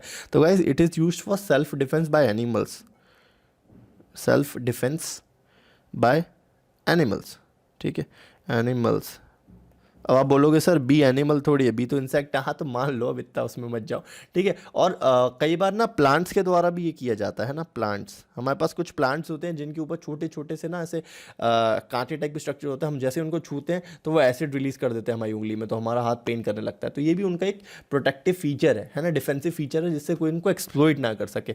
समझ में आया गाइस। तो ये हमने बात की पीएच के बारे में। ओके गाइस, तो बढ़ते हैं हमारे नेक्स्ट हेडिंग के ऊपर, दैट इज सॉल्ट्स, है ना, सॉल्ट्स, ठीक है। तो गाइस सॉल्ट क्या होता है, अभी हमने देखा था न्यूट्रलाइजेशन रिएक्शन, जब हमने देखी तो हमने देखा कि जब हम एक एसिड और बेस को मिलाते हैं तो हमको मिलता है सॉल्ट, ठीक है। तो हमने क्या देखा गाइस, हमने एक एसिड को और एक बेस को मिलाया तो हमको क्या मिला, सॉल्ट प्लस वाटर मिला हमको। मैंने आपको ऊपर बताया था सॉल्ट प्लस वाटर मेरे को मिलता है, ठीक है। तो बेसिकली यहाँ पे जो सॉल्ट्स हैं ये कई सारे टाइप के होते हैं। हमारे सिलेबस में 5-6 टाइप के इंपॉर्टेंट सॉल्ट्स हैं, उनके बारे में हम आज सीखते हैं। बहुत ही ईजी है और बहुत ज़्यादा इनोवेटिव चीज़ है, तो ध्यान से देखना। देखो सबसे पहले जो सॉल्ट है अभी तक जो सबसे मैक्सिमम टाइम बना, आप लोग प्रिडिक्ट करो क्या बना। मैंने क्या बार बार बोला, NaCl, सोडियम क्लोराइड बहुत बार बना, ठीक है। तो गाइस जो हमारा नंबर 1 सॉल्ट है वो यही है, डालिए number 1, which is common salt. Common salt, इसको टेबल सॉल्ट भी बोलते हैं, या फिर इसको बोलेंगे गाइस हम NaCl, that is sodium chloride. Sodium chloride, ठीक है गाइस, सोडियम क्लोराइड। तो गाइस NaCl हमारे पास क्या होता है, सोडियम क्लोराइड होता है, जिसको हमारा कॉमन सॉल्ट हम बोलते हैं, ठीक है। तो कॉमन सॉल्ट बनाने के कई सारे तरीके हैं, वो हम ऊपर देख ही चुके हैं, ठीक है, कि कैसे वो बन जाता है। फिर से रिपीट हम नहीं करेंगे, ठीक है। आगे इसके बारे में और बात करते हैं गाइस। ये जो कॉमन सॉल्ट होता है ना, ये काफ़ी इंपॉर्टेंट होता है डिफरेंट टाइप ऑफ दूसरे सॉल्ट बनाने में, ठीक है। अभी हम देखते हैं। एक मैं इसमें इंपॉर्टेंट आपको प्रो टिप देता हूँ। एक चीज़ होती है जिसको हम बोलते हैं ब्राइन, यहाँ पे लिख देता हूँ प्रो टिप, ठीक है। ब्राइन है ना, ब्राइब नहीं बोल रहा हूँ ना, BRINE, ब्राइन बोल रहा हूँ। तो गाइज ब्राइन क्या होता है, जब हम नमक को पानी में मिला देते हैं उसको बोलते हैं बेसिकली क्या, ब्राइन। अब आप बोलोगे खारा पानी, हाँ तो ऐसे ही मान लो। तो basically aqueous solution of NaCl है ना, एक्वस। एक्वस क्या होता है, जब वाटर को एज अ सॉल्वेंट यूज़ करते हैं। एक्वस सोल्यूशन ऑफ NaCl, इसको बोला जाता है ब्राइन। तो कभी भी ब्राइन बोले तो ऐसा पागल मत हो जाना बच्चों, सर ब्राइन ये क्या होता है, तो पढ़ाई नहीं आपने। तो guys brine is aqua solution of NaCl, ठीक है। ओके, ये वाला कलर गाइस कौन सा आपको दिख रहा है, ये मैंने लाल पेन से लिखा है। नीचे एक लाल कलर का सब्सक्राइब बटन भी, उसको दबाओ यार, ठीक है। आई नीड सब्सक्राइबर्स है ना, I need your support guys, ठीक है। तो ऐसे वीडियो लाने में मुझे बहुत ज़्यादा मज़ा आएगा फिर, और ठीक है। ओके, तो brine is what, aqua solution of NaCl, ठीक है। ये आपको पता चल गया। अब इसकी मैं कुछ आपको रिएक्शन बताता हूँ, ठीक है, बहुत इंपॉर्टेंट रिएक्शन है। आपने एक चीज़ सुनी होगी इलेक्ट्रोलिसिस, सर नहीं सुनी तो मैं बता देता हूँ क्या होती है। आप क्या करो गाइस, NaCl लो, उसको पानी में मिलाओ, तो बेसिकली ब्राइन बना रहे हो आप, है ना। ओके, और इसका क्या कर दो, इलेक्ट्रोलिसिस, है ना। इलेक्ट्रोलिसिस क्या होता है गाइस, आपको फोटो दिख रही होगी। हम ऐसा ब्राइन सोल्यूशन ले लेते हैं, उसमें कैथोड और एनोड ऐसे दो डुबा देते हैं, उसको एक सर्किट से कनेक्ट कर देते हैं, ठीक है। और जब जैसे हम करंट को चालू करते हैं तो क्या होता है, ये चीज़ें टूटना चालू हो जाती हैं। तो हमको क्या कंपाउंड मिलता है, हमको मिलता है गाइस NaOH, क्या होता है, सोडियम हाइड्रोक्साइड, प्लस साथ में हमको मिलती है गाइस क्लोरीन गैस और हाइड्रोजन गैस। अब आपको पता है क्लोरीन और हाइड्रोजन गैस दोनों ही बहुत इंपॉर्टेंट है और इनका बहुत ज़्यादा एप्लीकेशन है, ठीक है। तो ये हमें क्या मिला, हमें मिला एक एल्कली। एल्कली क्यों बोला, एक्वस लिख देता हूँ यहाँ, क्योंकि ये एक बेस है और पानी में मिक्स हो रहा है, तो एल्कली वही होते हैं, ठीक है। फिर हमको क्या मिली गाइस, क्लोरीन, है ना, क्लोरीन गैस, और हमको साथ में क्या मिला, हाइड्रोजन गैस, ठीक है गाइस। तो हम इनका काफ़ी ज़्यादा जगह एप्लीकेशन होता है। हम HCl, हमारे पास हाइड्रोजन गैस और क्लोरीन गैस है, इनको मिला के हम HCl बना सकते हैं, तो एसिड के बनाने में हमें ये बहुत काम आने वाला है, ठीक है। हम ब्लीच भी बना सकते हैं, ठीक है, NaOH और क्लोरीन वगैरह इन सबका यूज़ करके हम ब्लीच वगैरह भी बना सकते हैं, ठीक है। तो ये हमारे पास एक प्रोसेस हो गई। ये प्रोसेस सर आपने क्यों बताई, है ना, इसको पहले मैं बैलेंस कर देता हूँ। यहाँ पे 2 लगेगा और यहाँ पे भी 2 लग जाएगा। NaCl है, ये वाटर है इन लिक्विड फॉर्म, ठीक है। ये समझ में आ गया आप लोगों को, यहाँ पे भी 2 लगा दो, तो ये हमारे पास एक बैलेंस रिएक्शन हो गई गाइस। ये जो प्रोसेस है ये इंपॉर्टेंट है, ठीक है, इसको बोलते हैं गाइस। अब देखो इसमें क्या बना, हमारे पास एक तो बना क्लोरीन और एक बना अल्कली, तो इसको बोला जाता है क्लोरीन से क्लोर और अल्कली का अल्कली, तो क्लोर अल्कली प्रोसेस। तो इसको याद रखना गाइस सब लोग, इसको क्या बोला जाता है, इसको बोला जाता है क्लोर, CHLOR, हाँ CHLOR, alkali process, okay guys. तो ये एक नेम रिएक्शन टाइप की हो गई, कोई भी आपको बोले ना क्लोर अल्कली प्रोसेस, तो आपको ये याद आनी चाहिए कि ऐसा ऐसा बनता है। तो गाइस हमने बात की कॉमन सॉल्ट के बारे में। अगला जो सॉल्ट हमारे पास आने वाला है guys, that is very important, ठीक है, जिसको हम बोलते हैं ब्लीचिंग पाउडर। तो हेडिंग डाल देते हैं bleaching powder. Bleaching powder, sir ये क्या होता है ब्लीचिंग पाउडर, थोड़ा सा बताते हैं। देखो गाइस, जो ब्लीचिंग पाउडर होता है उसका जो फॉर्मूला होता है वो होता है CaOCl2। ये ब्लीचिंग पाउडर हमारे पास होता है, ठीक है। ब्लीचिंग पाउडर आप सबको पता है, ब्लीच आपने सुना होगा, ठीक है। क्लीनिंग में काफ़ी ज़्यादा इसका यूज़ किया जाता है ब्लीचिंग पाउडर का, ठीक है। तो कैसे बनाया जाता है ब्लीचिंग पाउडर, इसकी मैं आपको प्रिपरेशन बता देता हूँ, ठीक है। इसको आप कैसे प्रिपेयर कर सकते हैं, तो प्रेप, ठीक है। तो देखो आपको लेना पड़ता है गाइस कैल्शियम हाइड्रोक्साइड आपने लिया। मैं यहाँ उसको ब्लू पेन से या वाइट पेन से लिख लेता हूँ, CaOH होल ट्वाइस आपने यहाँ पे ले लिया, ठीक है। ये क्या है गाइस, इसको बोलते हैं कैल्शियम हाइड्रोक्साइड, ठीक है, या इसको एक और नाम से बोला जाता है, याद है आपको हमारे चैप्टर 1 की अगर हिस्ट्री में जाए तो क्या बोलते हैं इसको, स्लिग्ड लाइम। ठीक है, SLAKED, स्लिग्ड लाइम। मैंने आपको बताया था ना चैप्टर 1 में मेरी दादी चूने को पानी में मिला देती थी तो बहुत ज़्यादा क्या निकलती थी, हीट, और ये बन जाता था। ठीक है, तो गाइस हमें मिला स्लिग्ड लाइम या फिर कैल्शियम हाइड्रोक्साइड। इसको हम लोग क्या करते हैं, जब हम इसकी क्लोरीन के साथ रिएक्शन करवाते हैं तो गाइस हमको मिलता है CaOCl2 plus hydrogen gas, hydrogen gas. ठीक है, ओके। तो गाइस ये जो CaOCl2 है, ये Ca लिखा हुआ है, इसको करेक्ट कर देता हूँ मैं, Ca। ठीक है गाइस, तो ये क्या होता है हमारे पास, इसको हम बोलते हैं ब्लीचिंग पाउडर, है ना, ब्लीचिंग पाउडर CaOCl2, है ना, याद रखना गाइस। ओके, तो ये हमारा ब्लीचिंग पाउडर हो गया। अगली चीज़ आती है सर इसका यूज़ क्या हो सकता है, एग्जाम में आपको पूछेंगे इसका यूजेस बता दो, तो मैं यूजेस बता देता हूँ उसके। बेसिकली गाइस इसको ना एज अ डिसइंफेक्टेंट भी यूज़ किया जाता है। ठीक है, कई सारी वाटर इंडस्ट्री में मेजरली। ठीक है, तो मैं लिख देता हूँ डिसइंफेक्टेंट, DIS इन्फेक्टेंट INFECTING, या फिर डिसइंफेक्टिंग ड्रिंकिंग वाटर। ठीक है, ये लिख लो, डिसइंफेक्टिंग ड्रिंकिंग वाटर। तो इसका हमने यूज़ कर लिया। दूसरा जो गाइस इसका यूज़ होता है वो होता है एज एन ऑक्सीडाइजिंग एजेंट। ठीक है, as an oxidising agent, oxidising agent. Sir ये क्या होता है ऑक्सीडाइजिंग एजेंट, तो लास्ट चैप्टर में हमने देखा था रेडॉक्स रिएक्शन में। ठीक है, ऑक्सीडेशन मतलब एडिशन ऑफ ऑक्सीजन। तो गाइस ऑक्सीडाइजिंग एजेंट वो होता है जो सामने वाले को ऑक्सीडाइज कर दे। तो सामने वाले को ऑक्सीडाइज कैसे करेगा, वो खुद का ऑक्सीजन सामने वाले को दे देता है, तो वो हो गया एक ऑक्सीडाइजिंग एजेंट। एक और टर्म होता है रिड्यूसिंग एजेंट। रिड्यूसिंग एजेंट मतलब जो सामने वाले को रिड्यूस कर दे। ठीक है, तो सामने रिडक्शन मतलब मैंने आपको बताया था रिमूवल ऑफ ऑक्सीजन, तो सामने वाले का ऑक्सीजन छीन ले, वो क्या हो गया, एक रिड्यूसिंग एजेंट हो गया। ठीक है, जैसे आपको कोई मान लो कोई एक कंपनी का एजेंट है, पॉलिसी बेच रहा है, तो वो आपको पॉलिसी देगा ना। ठीक है, सिमिलरली ऑक्सीडाइजिंग एजेंट है तो आपको ऑक्सीजन देगा। ठीक है, लेकिन रिड्यूसिंग है तो वो ले लेगा। ओके गाइस, ओके आगे बढ़ते हैं। तो ये हो गया हमारा सेकंड एप्लीकेशन। एक एप्लीकेशन और आप लिख सकते हो उसमें, इसको कॉटन और टेक्सटाइल इंडस्ट्री में यूज़ बहुत किया जाता है, कॉटन एंड टेक्सटाइल इंडस्ट्री। ठीक है, ब्लीचिंग के लिए। ठीक है गाइस, तो ये हमारे 3 एप्लीकेशन इसके हो गए। हम बढ़ते हैं हमारे नेक्स्ट सॉल्ट पे। अब ये जो आने वाले 2 सॉल्ट है ना, इनमें बच्चों को इतना ज़्यादा कन्फ्यूजन होता है कि मैं क्या बताऊँ बच्चों को, क्या मुझे खुद को बहुत कन्फ्यूजन था। ठीक है, वो है गाइस हमारे पास बेकिंग सोडा, बेकिंग पाउडर और वॉशिंग सोडा। ठीक है, baking soda baking powder similar चीज़ है। ठीक है, और एक वॉशिंग सोडा अलग चीज़ है। ठीक है, पर बेकिंग सोडा और बेकिंग पाउडर में भी बहुत डिफरेंस है, मैं आपको बताता हूँ क्या चीज़ है। तो हम डाल लेते हैं, कौन सा है गाइस हमारा, ये 3rd नंबर का है। तो हेडिंग डालो बेकिंग सोडा।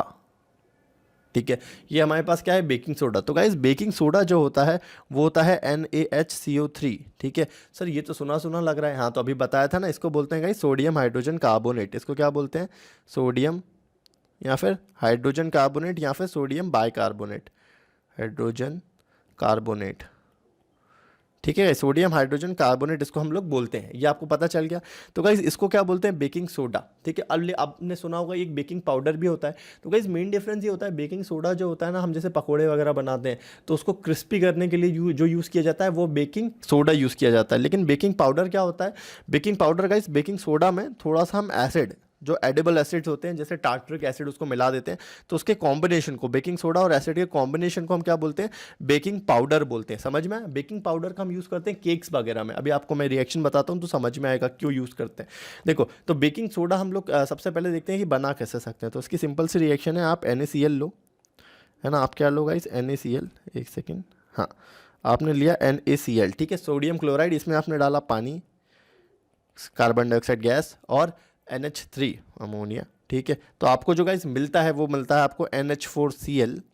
ठीक है, प्लस NaHCO3, NaHCO3। अरे सर इतनी बड़ी रिएक्शन, हाँ ये थोड़ी सी बड़ी है मैं मान सकता हूँ, पर आपको याद हो जाएगी। ठीक है, तो गाइस NH4 जो Cl बना हमारे पास, इसको बोलते हैं गाइस अमोनियम। जो NH4 प्लस होता है वो अमोनियम आयन होता है, तो उसको बोलते हैं ammonium chloride, ammonium chloride.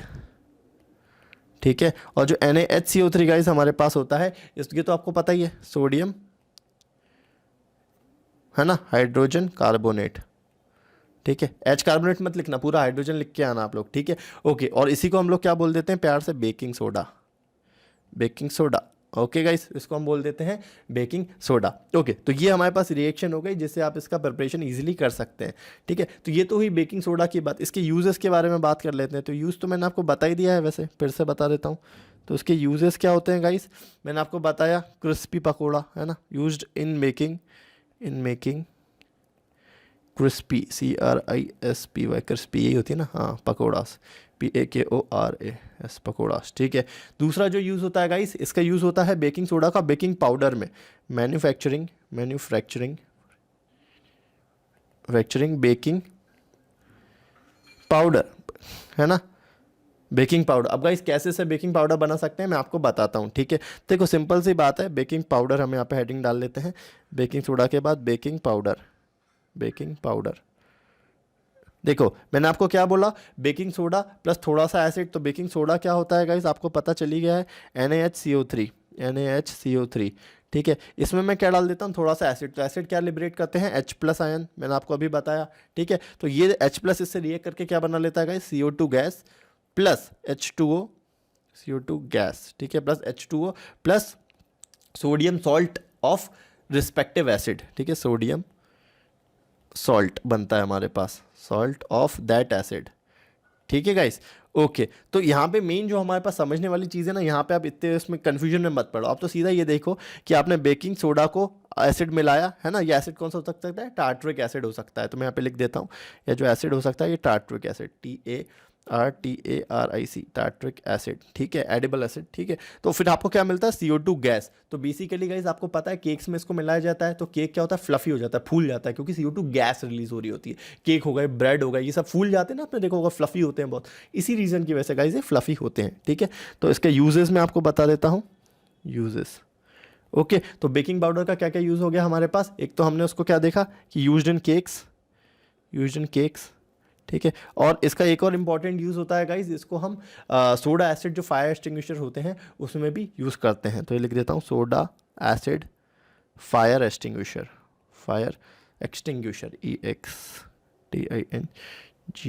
EXTINGUISHER। Okay, तो गाइस क्यों यूज़ करते हैं, तो देखो आँख को बुझाने के लिए क्या लगता है, CO2। तो यहाँ पे बहुत ज़्यादा मात्रा में CO2 रिलीज़ करता है, तो हम ऐसा फायर एक्सटिंग्विशर भी इसको यूज़ कर डालते हैं। ठीक है, बढ़ते हैं हमारे अगले टाइप की तरफ, अगले सॉल्ट की तरफ, विच इज़ नंबर 4, जिसको हम क्या बोलते हैं गाइस, नंबर 4, जिसको हम बोलते हैं वॉशिंग सोडा, है ना। अब आप ये वो मत समझ लेना वॉशिंग पाउडर निरमा, वो वॉशिंग पाउडर है, ये वॉशिंग सोडा है भैया, अलग अलग चीज़ें दोनों, वॉशिंग सोडा। ठीक है, क्या डिफरेंस होता है सर, देखो वॉशिंग सोडा जो होता है वो होता है सोडियम कार्बोनेट Na2CO3, है ना, .10H2O, और सर ये .10H2O क्या है गाइस, ये जो .10H2 है ना, इसको बोलते हैं वाटर ऑफ क्रिस्टलाइजेशन। क्या बोलते हैं, वाटर ऑफ क्रिस्टलाइजेशन। ठीक है, इसको हमने क्या बोलते हैं गाइस, वाटर ऑफ क्रिस्टलाइजेशन। ठीक है, तो वाटर ऑफ क्रिस्टलाइजेशन या फिर इसको वाटर ऑफ हाइड्रेशन भी बोल सकते हैं। तो ये क्या होता है गाइस, ये fix number of water molecules होते हैं जो एक सॉल्ट के साथ लगे रहते हैं।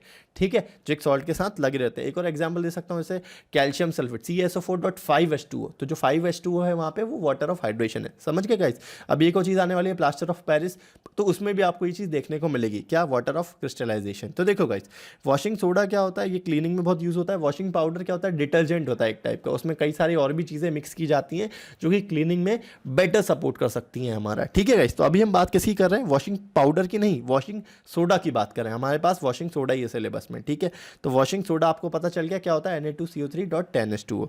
ठीक है, इसके मेनली मैं आपको यूजेस बता देता हूँ गाइस, इसके मैं आपको यूजेस बता देता हूँ। तो कहाँ यूज़ होता है गाइस, क्लीनिंग में बहुत यूज़ किया जाता है। तो मैं लिख सकता हूँ गाइस, कहाँ पे, पेपर इंडस्ट्री और ग्लास इंडस्ट्री में, यूज्ड इन ग्लास।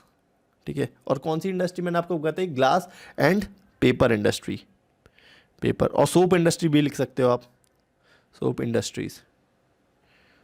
ठीक है, ये तो हो गया पहला एप्लीकेशन। दूसरा एप्लीकेशन है गाइस बोरेक्स के मैन्युफैक्चरिंग में, मैन्युफैक्चरिंग ऑफ बोरेक्स। ठीक है, बोरेक्स को बनाने में, ये गाइस नोट्स आपको डिस्क्रिप्शन में मिल जाएंगे, मैंने ऑलरेडी बता दिया PDF। ठीक है, दूसरा ये क्या है, तीसरा क्या है लास्ट में guys, as a cleaning agent, है ना, as a cleaning agent, CLEANING, cleaning agent की तरह भी हम इसका यूज़ कर सकते हैं। ठीक है गाइस, तो सोडियम 3 कैसे बन सकता है, ये तो मैंने सोडियम कार्बोनेट कैसे बन सकता है ये तो हम ऊपर ही देख ही चुके हैं। ठीक है, सोडियम कार्बोनेट का प्रोसेस, और उसको आप पानी के साथ थोड़ा रिएक्ट करवा दोगे तो 10 मॉलिक्यूल उसके साथ जुड़ जाते हैं, हाइड्रोलिसिस होता है तो हमें NO2CO3.10H2 मिल जाता है। इसमें मेन आपको उसका नाम याद रखना है और आपको उसकी एप्लीकेशन आनी चाहिए गाइस। ठीक है, तो हमने बात कर ली किसकी, वॉशिंग सोडा की भी। बढ़ते हैं हमारी लास्ट पॉइंट की तरफ which is plaster of Paris guys, है ना। लास्ट फिफ्थ सॉल्ट है, जल्दी से कर लेते हैं guys. Fifth salt that is POP, यानी कि प्लास्टर ऑफ पेरिस। ठीक है, प्लास्टर ऑफ पेरिस। तो क्या होता है प्लास्टर ऑफ पेरिस गाइस, तो ये जो हमारे पास इसका जो नाम होता है गाइस, इसका जो फॉर्मूला होता है वो होता है CaSO4.12H2O। ठीक है, इसको बोलते हैं प्लास्टर ऑफ पेरिस। तो देखो यहाँ पे वाटर ऑफ क्रिस्टलाइजेशन कितना है, आधा, तो इसको कैल्शियम सल्फेट हेमीहाइड्रेट, हेमी मतलब आधा ही है तो हेमीहाइड्रेट भी बोला जाता है गाइस। समझ में आया आपको, तो मैं यहाँ पे आपको बता देता हूँ प्लास्टर ऑफ पेरिस जो आपके घरों में पुट्टी वगैरह में डिज़ाइन बनाने में यूज़ होता है ना, मूर्तियाँ बनाने में, that is plaster of Paris. तो यहाँ मैंने लिया CaSO4.12H2O, that is calcium sulphate hemihydrate, है ना, हेमीहाइड्रेट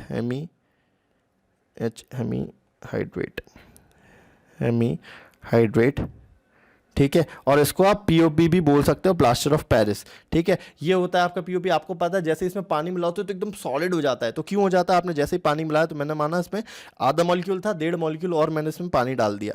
मतलब अपन तो जनरल पानी डालते हैं, वो 1.5 मॉलिक्यूल अपने आप ले लेते हैं, ऐसे गिन के नहीं डालते अपन। ठीक है, तो गाइस हमें मिलता है CaSO4 डॉट, देखो हाफ और 1.5, 1.5 एंड आधा कितना हो गया 2, तो 2H2O। तो गाइस ये जो होता है इसको बोलते हैं जिप्सम। क्या बोलते हैं, जिप्सी नहीं, GYPSUM, जिप्सम। ठीक है गाइस, तो ये हमारे पास बन जाता है जिप्सम। समझ में आएगा गाइस आपको। तो ये जो प्लास्टर ऑफ पेरिस होता है ये पानी के साथ रिएक्ट करने पे, जमने के बाद हमको क्या दे देता है, जिप्सम दे देता है गाइस। एक चीज़ और होती है हमारे पास, अगर मैं ये जो प्लास्टर ऑफ पेरिस है इसको हीट कर दूं, ठीक है, जो CaSO4 है .12H2O है, इसको मैं क्या करता हूं, अगर मैं इसको हीट कर देता हूं अबव 393 केल्विन्स, ठीक है, 393 केल्विन्स के ऊपर मैं इसको हीट कर देता हूं गाइस, तो मेरे पास ये CaSO4 बन जाता है। इसको बोलते हैं guys dead burnt plaster, dead burnt plaster. ठीक है, क्यों, क्योंकि गाइस इसका क्या होता है, हीट करने से ये अपना वाटर ऑफ क्रिस्टलाइजेशन लूज कर देता है और यहाँ पे कोई भी वाटर ऑफ क्रिस्टलाइजेशन नहीं बचता, तो उसको हम बोलते हैं डेड बर्न प्लास्टर। तो गाइस ये था हमारा वीडियो किसके बारे में, एसिड बेसिस एंड सॉल्ट्स के बारे में। आई होप कि आपको ये वीडियो काफ़ी पसंद आया होगा, है ना। अगर पसंद आया है तो हमारे चैनल को सब्सक्राइब कीजिए। आप चाहें तो मुझे इंस्टाग्राम पे यहाँ पे फॉलो कर सकते हैं, ये मेरी आईडी लिखी हुई है, एडुकेशन के पेज को भी आप यहाँ पे फॉलो कर सकते हैं। ठीक है, हम मैक्सिमम टाइम से यहाँ पे लाइव वीडियोस लाते रहते हैं आपके डाउट सॉल्व करने के लिए, आपसे बातें करने के लिए। ठीक है, तो हमको यहाँ पे आप फॉलो करें, साथ साथ में इस वीडियो को अपने उन फ्रेंड्स के साथ शेयर करें जो कि परेशान है ना, जिनके पास टाइम बहुत कम बचा है, एग्जाम सर पे है और जल्दी से रिवाइज करना है पूरा चैप्टर। तो गाइस उनके साथ इस वीडियो को ज़रूर शेयर करें। ठीक है, मैं मिलूंगा आपको नेक्स्ट वीडियो में 3rd चैप्टर के साथ। ठीक है, और हमारे वीडियोज़ को देखने के लिए हमारे चैनल पर जाके आप प्लेलिस्ट पे जा सकते हैं, क्लास 10 अल्टीमेट रिवीजन सीरीज वहाँ पे करके एक प्लेलिस्ट मिलेगी, उसमें आपको सारे वीडियोस मिल जाएंगे। ठीक है गाइस, मैं मिलता हूँ आपको in the next video. Thanks for watching.